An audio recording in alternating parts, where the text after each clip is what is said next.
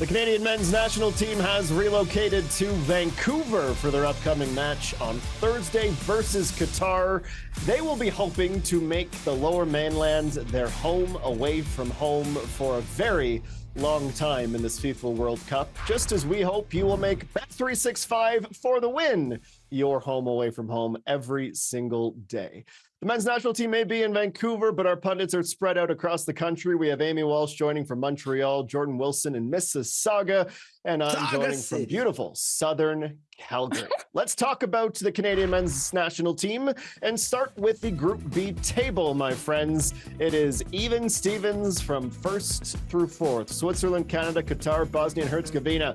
Everyone is drawn. Everyone has scored one and conceded one, so a goalless goal differential for the entire crew. 1 point apiece. It's as though those first matches weren't even played with how the rest of this group play action will resume and ultimately decide who goes through to the next stage. And Jordan and Amy, with Canada now in Vancouver, they had their first training session today, but Jesse Marsh and the coaching staff decided that there would be no media.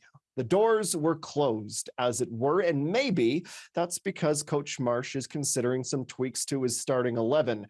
We had Arash Madani, join the program yesterday. He had reported that a source had indicated to him that the Canadian men's national team were considering giving Alphonso Davies some minutes against Qatar. Matthew Shinetti also reporting that he saw Davies sprinting in training and gearing up for that return to the Canadian men's national team. The question, though, that I want to ask Amy is, does that Qatar-Switzerland result change things for Jesse Marsh and how he might want to choose an 11 and a match day 23?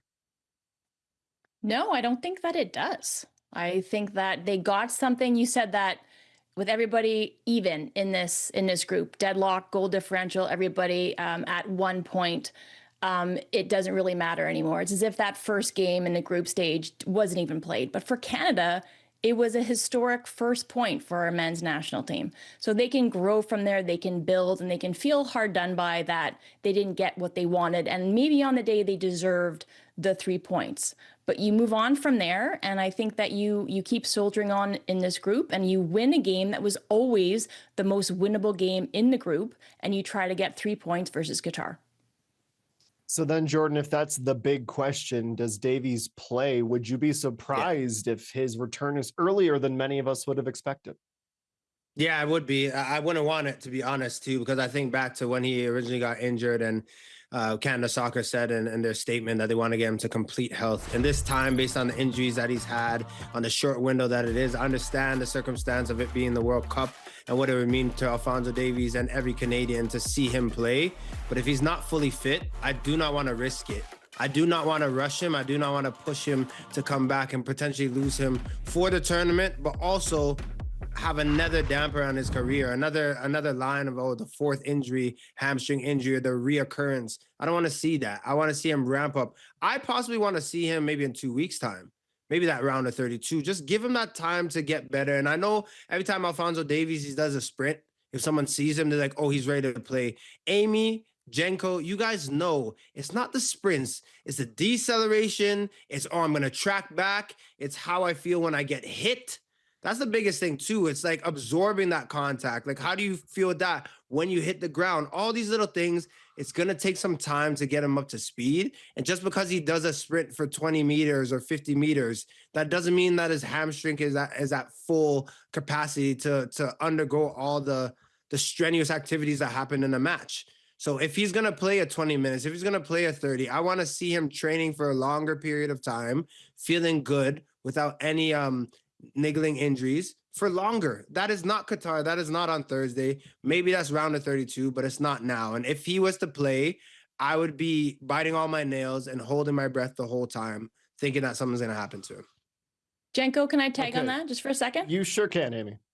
Yeah, because I didn't really mention it. I think that the team right now, Jesse Marsh needs to show confidence in the guys that he has. He has unused subs on his bench.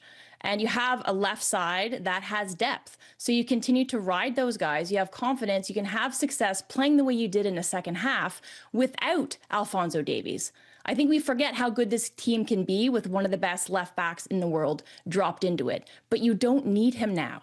You need this team to grow into form, to rely on the players that Jesse Marsch has been relying upon. I know it's just the one game, but there were players who were unused. You have the depth of squad on that left-hand side in Ahmed, in Schaffelberg, in Liam Miller. So, because I see Alphonso Davies, if he was going to offer 20 minutes, 15 minutes, I don't think you put him in at left back. We didn't see Nico Seger in the first game. I think you see him further up the pitch, but to Jordan's point, you don't need to play that card right now.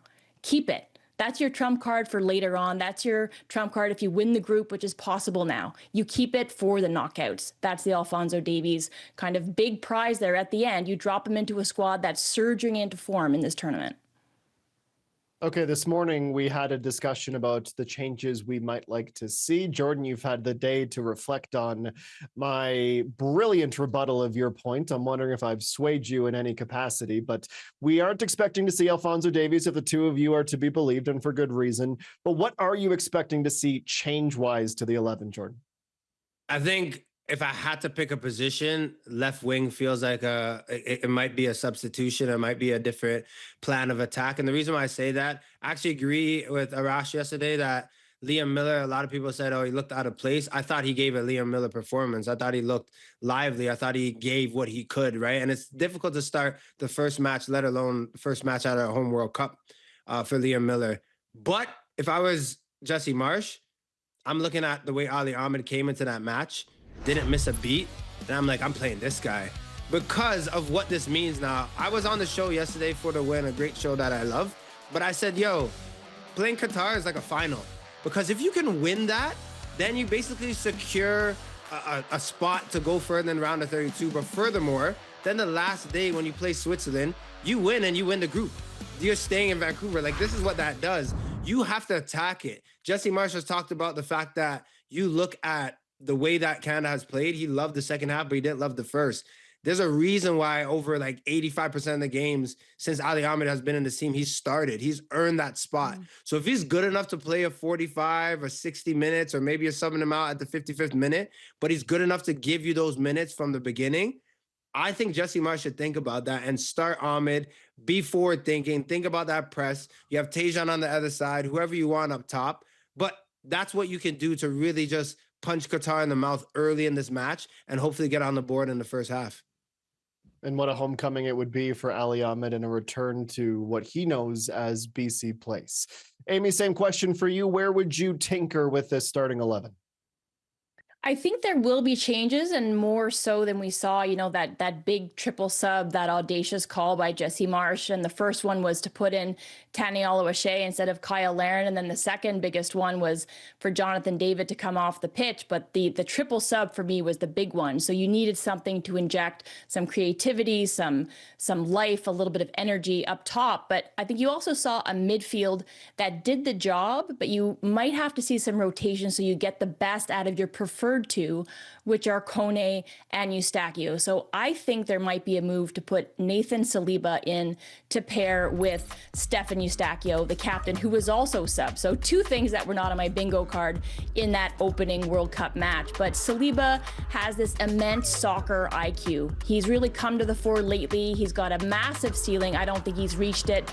He's at Anderlecht after he hit the ground running with CF Montreal, was in their academy, but he's got this silky ability to transition between attacking and defending, kind of this classic box-to-box player, but he can break lines on the dribble, much like Kone, but he's a different player. I think defensively he can recover, he can intercept, he could win those duels, and he really knits together a midfield. So with Canada looking to push bodies forward to try to secure these 3 points early versus a Qatar, I think he might elect to go with Nathan Saliba. And then when he's looking at the entirety of his roster, you have to project forward, not because you're looking past the next opponent, but because you want to utilize this depth that you have all of a sudden. And there were players unused on the bench in Saliba and Choinière, and I think that Saliba has leapfrogged Choinière in that pecking order for the midfield.